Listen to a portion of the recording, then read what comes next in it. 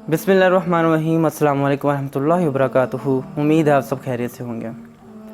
कुछ दिन पहले मेरे सामने एक बड़ा ही खूबसूरत सवाल आया कि नुमान भाई, आज हमारी सोसाइटी में बच्चा मुख्तलिफ़ आदात और मुख्तलिफ़ बुराइयों के अंदर मुब्तला हो चुका है, तो इससे बचा कैसे जा सके और इसकी वजूहात क्या हैं, कि ये स्टार्ट कैसे होती है बच्चे के अंदर।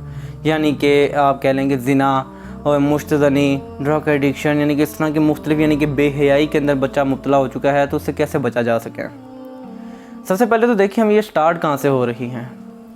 ये स्टार्ट इसके शुरू होने की वजह सिर्फ़ और सिर्फ उनके माँ बाप से स्टार्ट होती है। पहले अल्लाह के नबी ने फरमाया कि जब आपका बच्चा जवान हो जाए, जवानी से मुराद यानी कि उसके अंदर शऊर भी हो और बालग हो जाए साथ में, तो तब उसको निकाह के पाक बंधन के अंदर बांध दिया जाए। यानी कि अल्लाह के नबी की कुछ ना कुछ हिकमत थी और वो आज इतने साफ साफ वाज़ेह नज़र आ रही है। बच्चों के लिए जब शरीयत के मज़बूत और पाक दरवाज़े अगर बंद कर दिए जाएंगे तो ये शर के अंदर मसरूफ़ होंगे। याद रखिएगा, आपका जहन कहीं ना कहीं लगना है। अगर इसे खैर में मसरूफ़ कर लिया जाए तो ठीक, वरना इसने शर में मसरूफ़ हो जाना है।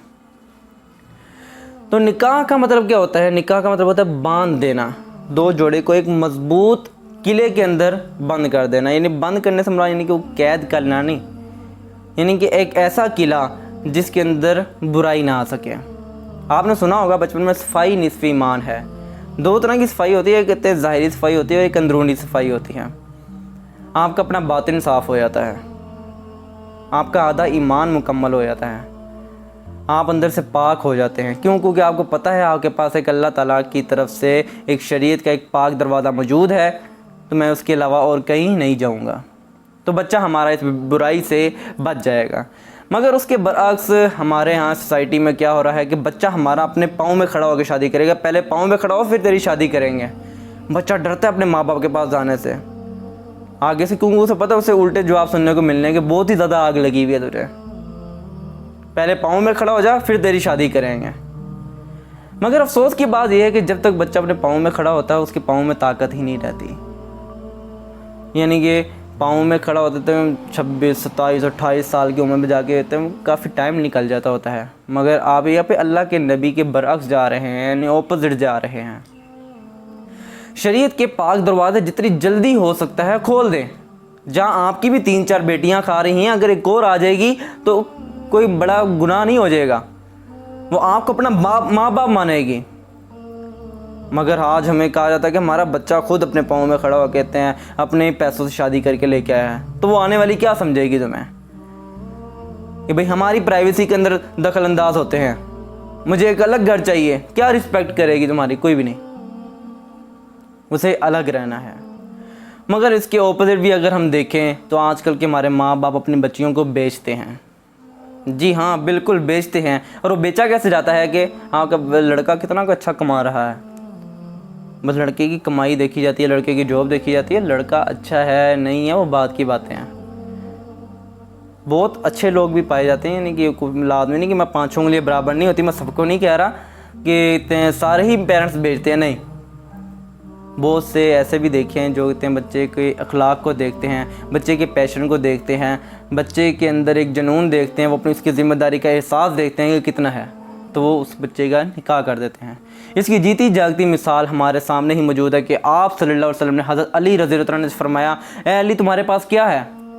हज़रत अली रज़ी अल्लाह ने फरमाया कि अल्लाह के नबी, मेरे पास कुछ भी नहीं है, सिर्फ मेरे पास एक ज़रा है जो मैं पहन के जाता होता।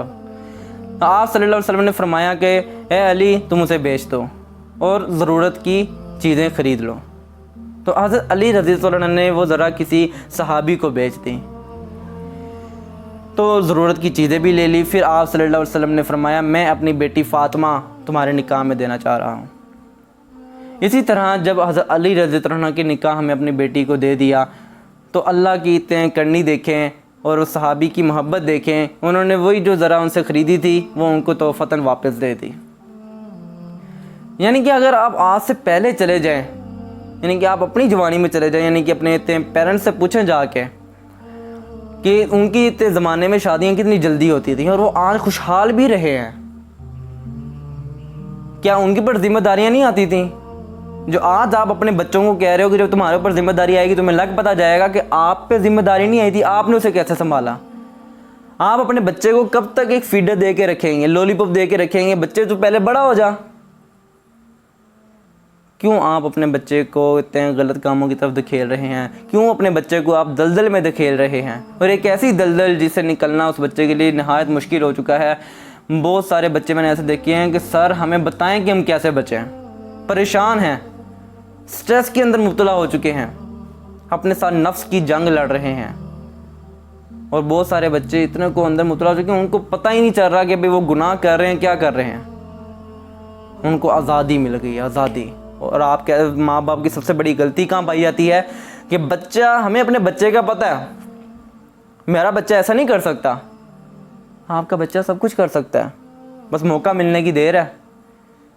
क्यों? क्योंकि शैतान ने उसे शर के अंदर मसरूफ़ लाजमी करना है। अगर आप उसे खैर में मसरूफ़ करते हैं ठीक, वरना आपका बच्चा शर के अंदर मुब्तला है।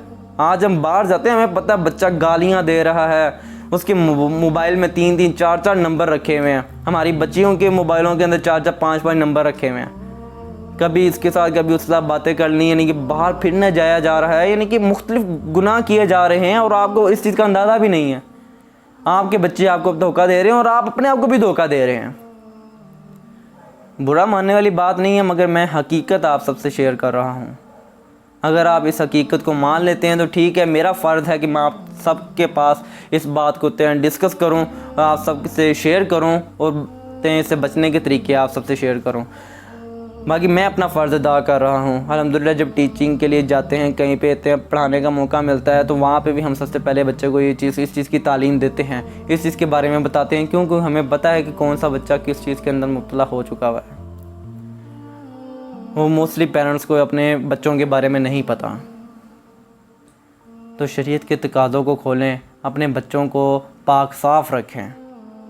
बच्चे के अंदर उसके ये चंद खूबियाँ मैं आपसे शेयर कर देता हूँ, छोटी सी बात होती है, उसके बाद एंड करता हूँ कि बच्चे के अंदर अखलाक अच्छा है, बच्ची के अंदर थोड़ा सा भी दीन नज़र आता है तो आप उस बच्ची के साथ शादी करवा दें अपने बच्चे की। और अपने बच्चे के अंदर, किसी बच्चे के अंदर आपको थोड़ा सा भी दीन नज़र आता है, थोड़ा सा भी दीन मैं कह रहा हूँ, ज़्यादा आप नहीं, मुकम्मल दीन नज़र आए। मुकम्मल दीन नामुमकिन है, मगर अगर थोड़ा सा भी दीन बच्चे के अंदर नज़र आ रहा है तो आप उस बच्चे को अपनी बेटी निकाह में दे दें और खुदारा जहेज़ की लालच से बचा लें अपने बाप को। ये चीज़ें आर्जी हैं, एक दिन हमने इस दुनिया से चले जाना है, तो अपने बच्चों को ज़िम्मेदारी का एहसास दिलाएं कि बच्चे इस एक दिन तूने इस बंधन के अंदर आना है, तो तुझे इसकी ज़िम्मेदारी का एहसास होना चाहिए। अज़वाजी ज़िंदगी की बच्चों को तालीम दें, बच्चे को बताएं बच्चे अज़वाजी ज़िंदगी कैसे गुजारी जाती है। अगर आप जल्दी शादी कर देंगे तो बच्चा आपकी सुनेगा, मानेगा कि हाँ तुम्हारे पेरेंट्स सही कह रहे हैं कि हमें इस तरीके से ज़िंदगी गुजारनी चाहिए। जब बच्चे कुछ ज़्यादा बड़े हो जाते हैं तो फिर आप समझ सकते हैं कि कितने बड़े हो जाते हैं कि वो अपनी मर्ज़ी करते हैं। इसी के साथ इजाज़त दें। अल्लाह हाफ़िज़।